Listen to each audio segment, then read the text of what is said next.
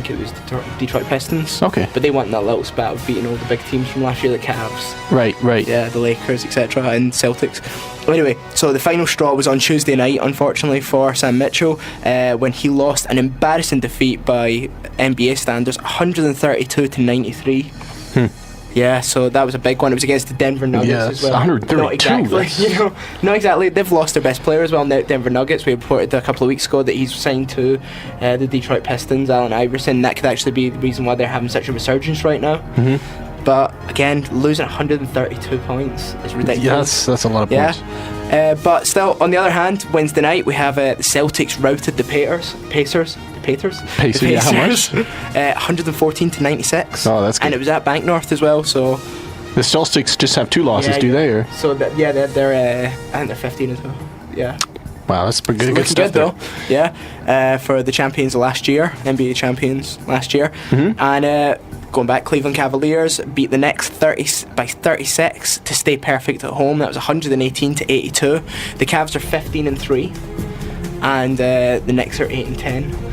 But to say that, the Knicks, who are doing worse than the Raptors, but it sounds a bit there, 8-10, I've actually just been told by Forbes magazine in the United States, the big economic magazine, that they are the most valuable franchise in the NBA right now. Okay. I think that's got to do with the fact that, like, if you say name a team, although the LA Lakers and the Celtics will come to mind for anyone who know of the sport, the New York Knicks people know elsewhere from friends, from stuff like that. And then with a massive tourist industry in New York, especially when season's on.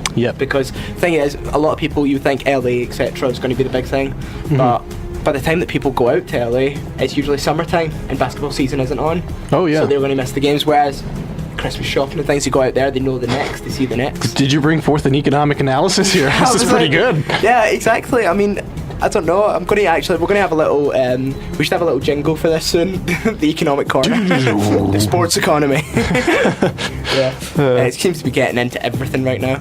Anyway, so what would you like to do now? Would you like to jump onto NFL or play a song? Let's put a song on and do some dancing here in the studio. That'd be good. I think it fits with the day as well. Absolutely. I mean, it's beautiful outside. It's 25 degrees, the sunshine, and it's raining. It's cold. It's uninviting. Anyway, let's not spend some time talking about the weather. We got lots to talk about here. Guilty as Charged is one of them, featuring Estelle Gym Class Heroes. You're listening to the American Sports Show.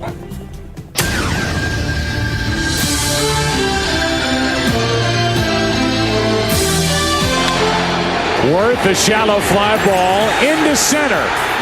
Iwamura can't make the play. And the Phillies take the lead.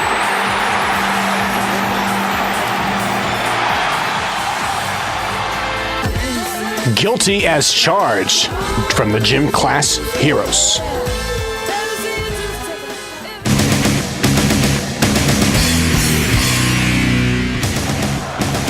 Swing and a drive, deep right field. If it's fair, it is way out of here.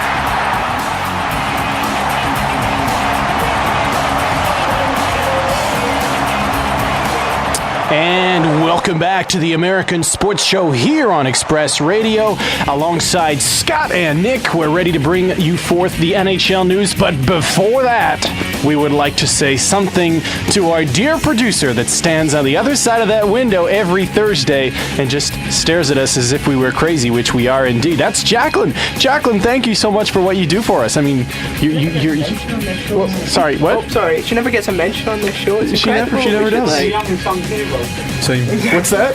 The young song hero of the team. We will put it on very soon in dedication of Jacqueline, our producer, who's now trying to not laugh, or she'll be coming on air hopefully one day. Yeah, she's nodding no, but we'll have to force her on that just before Christmas. Yeah. Oh, but we're getting. She says no. No, up against the glass. Right. Okay. That said, radio is not television. Let's move on. So let's jump onto a bit of NFL with a hilarious story coming out of America right now that I am dubbing Plaxigate. What did you say? Plaxigate. You know, like Watergate, but just like the Plaxico arrest. Plaxigate. Okay, that's great. So Plaxigate. Plaxico arrest. Big time wide receiver for the New York Giants. Sorry, I've caused LY to have a heart attack. He's a big time wide receiver for the New York Giants, and he was a big star man in the Super Bowl last year. Okay. In the Super Bowl game, he caught, I think, 2 touchdowns. He played absolutely brilliant last year, but he's known for his loudmouth. He's known for being a bit of a tyrant. He's known for being an agitator within the team. I think you remember that. Yeah. He shot himself. Oh, excuse me, what? He shot himself in the leg at a Manhattan nightclub. What do you mean he shot himself? He went to get his gun and shot himself in the leg. Okay. A wide receiver shooting himself in the leg. It's ridiculous. He plays for such a big team. Why has he got a gun in the first place? Why was it loaded? No. Why is he in a Manhattan nightclub with this on Friday night? He was there with Antonio Pierce, who's a linebacker from the Giants. And Pierce himself is going to have to testify against Plaxico to save himself. Plaxico's already been put in the non-injured but out for the season list because of contempt against the team's ethos, etc. And it's a massive loss for the Giants, especially coming up for losing their big time receiver.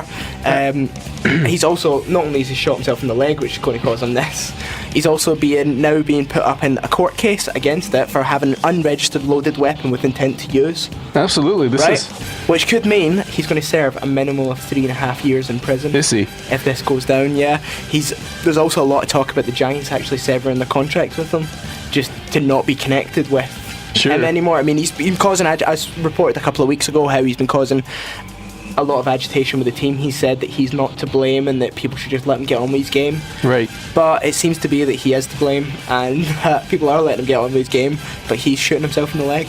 Yeah, that's a bit of a strange story. And you talk about testifying against one of your teammates. That happened, I think it was last off season when there was this whole steroid case in baseball where Roger Clemens, a huge star of baseball, was being testified against one of his teammates called Andy Pettitte, who's still active today. And it was really kind of a strange thing. So obviously it's not a good situation. It's one of those things in the sporting world. There is no such thing as a reasonable witness. You've got to, if you want to keep your own place, you've got to testify against someone else. It's a competitive nature. There is a team sport, but there is always going to be the idea of saving your own behind.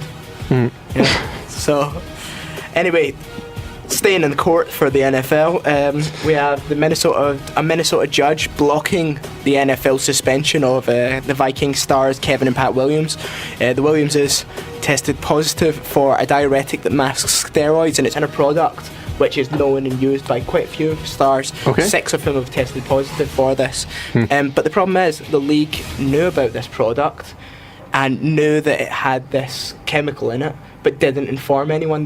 The scientists on the NFL's league withheld the information about this diuretic being inside. I think it was some sort of protein shake. So now there's a massive doping scandal over who's actually to blame for this. Were they actually taking steroids and using this diuretic as a cover-up, or was it in this product that the NFL just didn't bother listing in its ingredients this diuretic?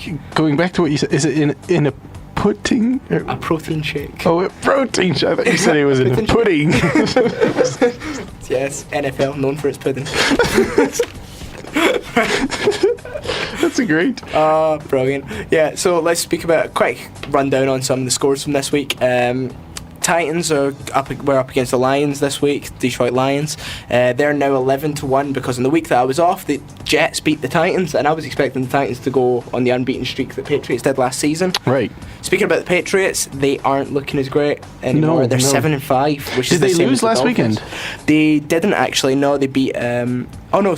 Yes, they did. Oh, they did, because they beat the Dolphins 2 weeks ago. Last week they must have lost then. Yeah, they beaten by the Steelers 33-10. So now Castle just failed to throw any touchdowns in this game after his stunning performance the week before. Yeah, he had 415 yards and 4 touchdowns at the Dolphins. 48-28, they won that one.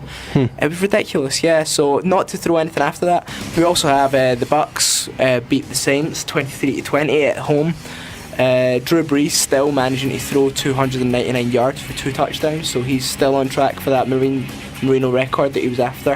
He's been chasing, but the thing is, he's not going to end up with his off-season tally as well, and I think Marino's actually did include the off-season, so now he's just going for the regulatory season tally for yards thrown and received.